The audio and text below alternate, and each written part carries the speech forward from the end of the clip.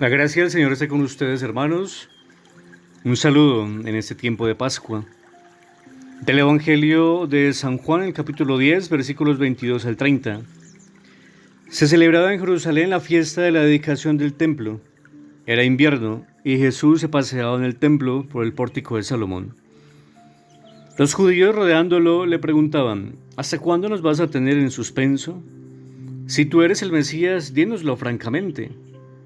Jesús les respondió: se lo he dicho y no creen. Las obras que yo hago en nombre de mi Padre, esas dan testimonio de mí.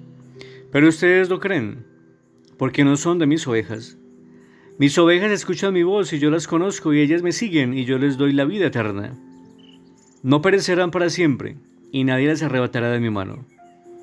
Lo que mi Padre me ha dado es más que todas las cosas y nadie puede arrebatar nada de la mano de mi Padre. El Padre y yo somos uno. Palabra del Señor, gloria a ti, Señor Jesús. Hermanos, la gente en el templo estaba ansiosa si Jesús es el Mesías. Y Él les responde: las obras que yo hago en nombre de mi Padre, esas dan testimonio de mí. Pero ustedes no me creen porque no son de mis ovejas. No escuchan mi voz. Pues mis ovejas escuchan mi voz y yo las conozco y ellas me siguen.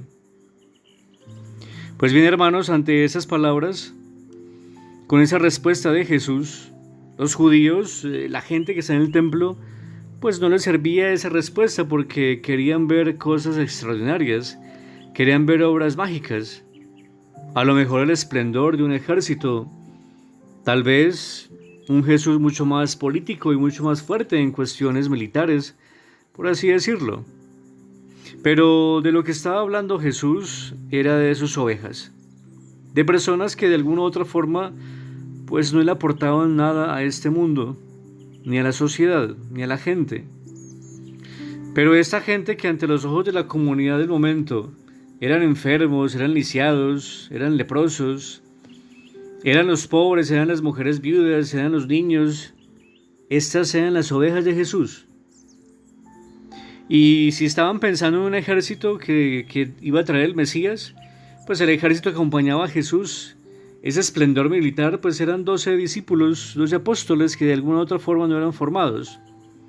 Eran pescadores, gente del común, no eran muy letrados, no tenían experiencia en ámbitos sociales, ni de gobierno, ni de política. Y esos y muchos más eran las ovejas de Jesús.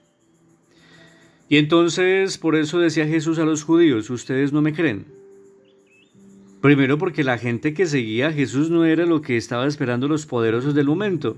Y segundo porque esos judíos que en el momento, esa comunidad que estaba cerca de Jesús, tan ansiosos de saber si Jesús es el Mesías, pues no estaban cerca de él, no oraban con él, no dialogaban mucho con él, no compartían con él. Entonces, ¿cómo iban a descubrir que él era el enviado de Dios?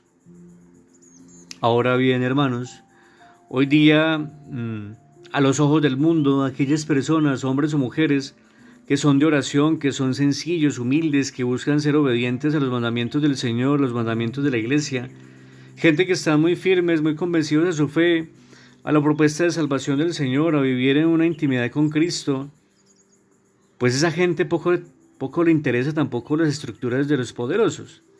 Es decir, a esas estructuras de hoy día, estructuras políticas que generan divisiones, que generan polarización, a esas estructuras de aquellos colectivos que buscan desestabilizar un país, una comunidad, pues a esa gente no le sirve todo aquel que está en defensa de la vida. Pues esa gente que hoy día es creyente de Cristo y de su palabra, de su enseñanza, pues esa gente son los que de alguna u otra forma, de una manera metafórica, el Señor dice: son mis ovejas, escuchan mi voz y yo las conozco, ellas me siguen y yo les doy la vida eterna. Hermanos, entonces tendríamos que preguntarnos con ese texto: ¿a quién estamos siguiendo? ¿Estamos intentando crear estructuras muy del mundo? Tal vez pretendiendo instalar colectivos que aparentemente hablan de Dios, pero que en el fondo son de poca fe, porque no tomamos en serio a Dios y a lo mejor vivimos en el mundo y somos del mundo. O por el contrario, te identificas con aquellos hombres y mujeres bien dispuestos a la conversión, a la evangelización, a apostarle a la esperanza, a la paz, a construir siempre una cultura de la acogida, una cultura de formar y de acompañar. Esos son los que debemos seguir a Cristo. Con limitaciones, con defectos, claro que sí. Debemos aprender a escuchar la voz del pastor, el pastor eterno, para transmitírsela a otros que también quieran ser sus ovejas, su rebaño, su pueblo santo.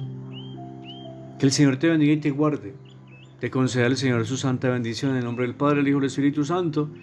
La Virgen Santísima nos acompañe y nos ayude a seguir a su Hijo, a Jesucristo.